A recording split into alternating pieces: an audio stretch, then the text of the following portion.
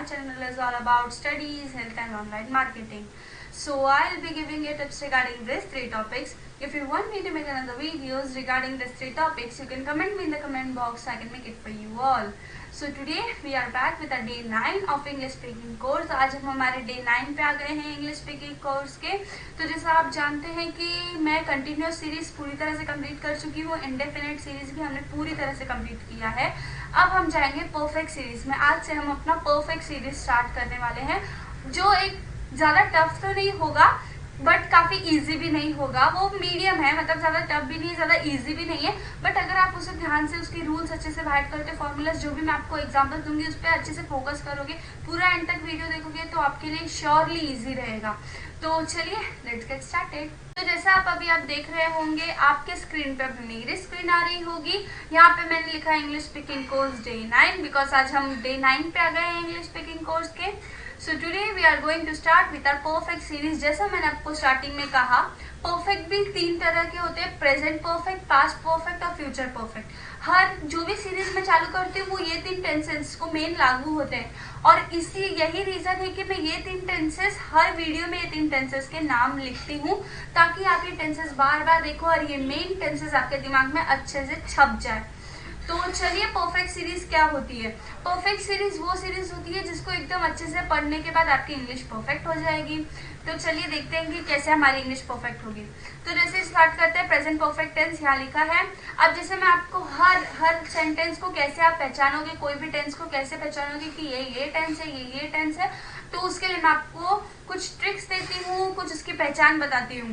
तो वैसे ही जैसे ही जो भी हिंदी वाक्यों के अंत में चुका है, चुकी है या चुके हैं आएगा, या आ है, ई है और ए है की आवाज आएगी, और लिया है या दिया है ऐसे आएगा।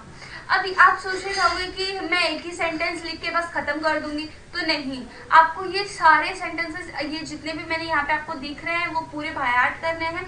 क्यों? क्योंकि आपको ये सारी जो भी मैंने इसमें बताया है वो एग्जैक्ट चीजें हैं जो आपको लगते हैं प्रेजेंट परफेक्ट टेंस को पहचानने के लिए, रिकॉग्नाइज करने के लिए।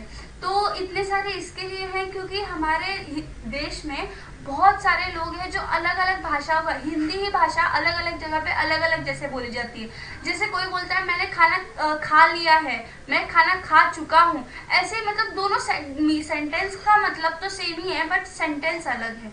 इसलिए इतने सारे चीजें यहाँ पे आपको पढ़नी पड़ेंगी, पर ये बिल्कुल टफ नहीं है। आप एकदम अच्छे से इसे बाहर कर सकते हो। अगर आप इसे बाहर करते हो तो आपको प्रेजेंट परफेक्ट टेंस अच्छे से आ जाएगा। तो चलिए स्टार्ट करते हैं। Rules for affirmative sentence. Affirmative sentence normal sentence होता है, मैं आपको हर वीडियो में बताती हूँ। देन उसका रूल क्या है? चलिए, सब्जेक्ट आपको पता ही है, प्लस हैज या हैव आएगा। ये भी आपको, जैसे हर इसमें मैं आपको हेल्पिंग वर्ब बताती हूँ तो इसमें हैज और हैव आएगा।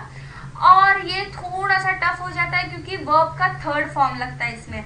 अरे वर्ब का थर्ड फॉर्म देख के ही सर घूमने लगता है, तो ऐसी बिल्कुल बात नहीं है। वर्ब का थर्ड फॉर्म आप अभी धीरे धीरे 60 डेज का कोर्स है, तो आप धीरे धीरे करके आपको वर्ब का पूरा फॉर्म समझ जाएगा। आपको बिल्कुल टेंशन लेने की जरूरत नहीं है। ये वीडियो में आपको अगर कोई भी वर्ब का थर्ड फॉर्म चाहिए तो आप गूगल पे, जैसे मैं अभी आपको होमवर्क दूंगी तो आप गूगल पे सर्च मार के देख सकते हो, अगर आपको नहीं पता है तो।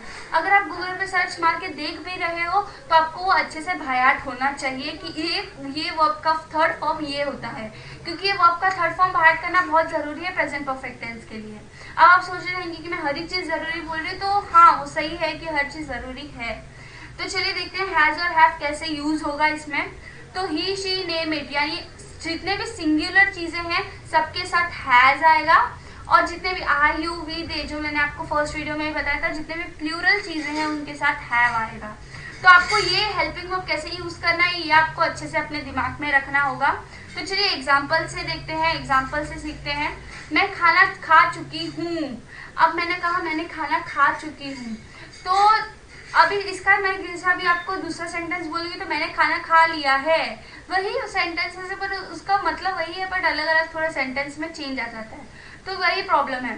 जैसे अब मैं, आई, ये हमारा सब्जेक्ट आ गया। आई प्लूरल में आता है, इसके लिए उसके साथ हैव आएगा। फिर एट, यानी ईट का थर्ड फॉर्म जो होता है, खाने का थर्ड फॉर्म जो होता है वो एट होता है, तो इसलिए I have at the food. ऐसे ही आपको मतलब ध्यान देना होगा। जब भी आप लिखते हो तो आपको हर एक चीज अच्छे से ध्यान दे के लिखनी होगी ताकि आपसे कोई मिस्टेक ना हो। अगर आपको चाहिए तो आप उंगली रख रख के बनाओ फॉर्मूलेस के साथ, बट आपके कोई भी मिस्टेक नहीं होना चाहिए। इसीलिए मिस्टेक नहीं होना चाहिए सेंटेंस बनाते टाइम। तुमने मूवी देखे हो, अब ये नॉर्मल सेंटेंस है, तुमने मूवी देखे हो, तो उसका आंसर कैसे आएगा? You have seen the movie. Seen यानी देखने का जो तीसरा वर्ब का फॉर्म होता है वो है सीन। सी सॉ सीन, तो सीन आता है वर्ब का थर्ड फॉर्म, इसलिए हमने सीन लिखा है। और ये सब्जेक्ट ये हैव, क्योंकि ये प्लूरल में आता है इसके इसके साथ हैव लगाया है, और द मूवी वैसे का वैसा। तो आप समझ सकते हो कि मैं कितने आसानी से सेंटेंस बना ले रही हूँ सिर्फ फॉर्मूला के बलबूते पे। इसके लिए मैं आपको हमेशा कहती हूँ कि आपको फॉर्मूला अच्छे से बायट होनी चाहिए। सोनल ने पढ़ाई कर लिया है, तो अब इसका सेंटेंस सोनल हैज स्टडीड। आपको इतना सिंपल सा सेंटेंस बनाना है, बस आपको हैज हैव कहाँ लगेगा वो ध्यान रखना है। सब्जेक्ट तो आपको पता ही होगा। और स्टडी यानी स्टडी का तीसरा फॉर्म स्टडीड होता है, आपको वर्ब का तीसरा फॉर्म याद रखना है। बस इसमें वर्ब का तीसरा फॉर्म आपको याद रखना होता है, इसके लिए आपके लिए थोड़ा सा टफ हो जाता है। तो चलिए अब नेगेटिव सेंटेंसेस में आते हैं। रूल क्या है नेगेटिव सेंटेंस का? तीसरे नंबर पे नॉट, वही मैं हमेशा से आपको बताती हूँ। तो सब्जेक्ट प्लस हैव या हैज हैव कैसे लगेगा मैंने आपको बताया है, प्लस नॉट जो तीसरे नंबर पे आया, प्लस वर्ब का थर्ड फॉर्म, इसमें भी वर्ब का थर्ड फॉर्म ही लगेगा। तो चलिए एग्जांपल्स देखते हैं। हमने नहा लिया है, वी हैव बाथ। इसमें बाथ मतलब ईडी आ जाएगा, क्योंकि बाथ का तीसरा फॉर्म ईडी लगता है बाथ के तीसरे फॉर्म में। तो यहाँ पे सब्जेक्ट वी है और ये वी प्लूरल में आता है, इसके लिए हमने हैव लगा है। तो राम ने सुबह उठकर मुझे लिफाफा नहीं दिया है। ये थोड़ा बड़ा सेंटेंसेस है, बट अगर थोड़ा बड़ा सेंटेंस है तो आपको डरने की बिल्कुल भी जरूरत नहीं है। मैं आपको हर बार कहती हूँ, आपको उल्टे सेंटेंस वाला ट्रिक लगा के लिख सकते हो पूरा सेंटेंस, वो काफी ज्यादा इजी है। अगर आपको वो ट्रिक देखनी हो तो मैंने एक वीडियो में बताया सेंटेंसेस वाले, उसका लिंक मैं आपको डिस्क्रिप्शन में दे दूंगी, आप देख सकते हो। सो चलिए देखते हैं। Ram has not given envelope in the morning. Ram ने सुबह उठकर मुझे लिफाफा नहीं दिया, तो राम सब्जेक्ट हैज, क्योंकि वो सिंगुलर में आता है इसके लिए हैज, नॉट तीसरे नंबर पे, गिवन वर्ब का तीसरा फॉर्म, उसके बाद पूरा सेंटेंस उल्टा करके सेम लिख दिया। मतलब कितना आसान है वो लिखना, आप देख सकते हो। फिर आता है सोनम पढ़ने जा चुकी होगी, Sonam have gone to study. अब आप देख रहे हो कि इसमें वर्ब का तीसरे फॉर्म का बहुत ज्यादा उपयोग है। अगर आप वर्ब का पहला फॉर्म लिखते हो Sonam have go to study, कोई लिंक नहीं बन पाता, सेंटेंस का मतलब अच्छे से मीनिंग नहीं बन पाता। इसके लिए हम वर्ब का तीसरा फॉर्म डालते हैं, Sonam have gone to study, Sonam पढ़ने जा चुकी होगी। ऐसे ही मतलब जैसे मैं आपको इसमें बता रही हूँ, आपको वर्ब का तीसरा फॉर्म का बहुत ज्यादा ध्यान रखना है, और हैज और हैव कहाँ यूज होता है ये भी देखना है। बाकी और सेंटेंस तो इसमें आप ऑब्जेक्ट उल्टा सेंटेंस करके लिखने वाला ट्रिक तो आप यूज कर ही लोगे।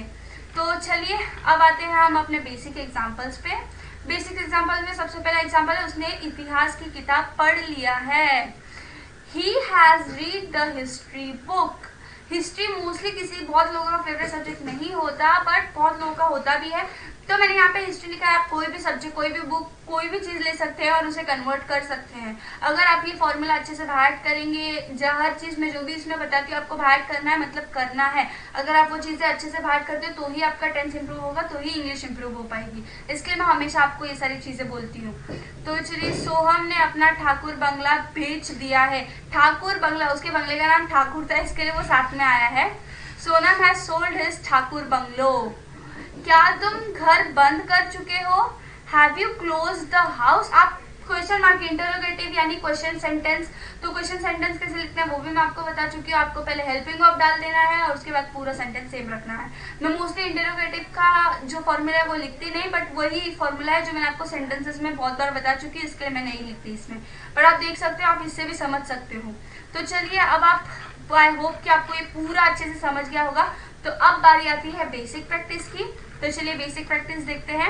ये आपके बेसिक प्रैक्टिस के नोट्स हैं, आप इसका फटाक से स्क्रीनशॉट ले लीजिएगा और आपको इसे अच्छे से प्रैक्टिस करनी है पूरा दिन। जब तक ये आप ऐसे सोच के रखना कि जब तक ये पूरा सेंटेंस में पूरा कन्वर्ट नहीं कर लेता या लेती हूँ तब तक मैं नहीं सोऊंगी।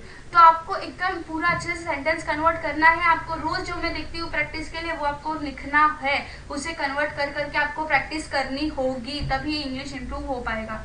तो चलिए, इसके साथ आई होप कि आपने अब तक इसका स्क्रीनशॉट ले लिया होगा और साथ ही साथ आप इसका भी स्क्रीनशॉट ले लीजिए। ये प्रेजेंट परफेक्ट फ्यूचर का आप कैसे कन्वर्ट कर सकते हो। आपको अभी से प्रेजेंट परफेक्ट का लिखना है, पास्ट परफेक्ट और फ्यूचर परफेक्ट भी मैं आपको बताऊंगी।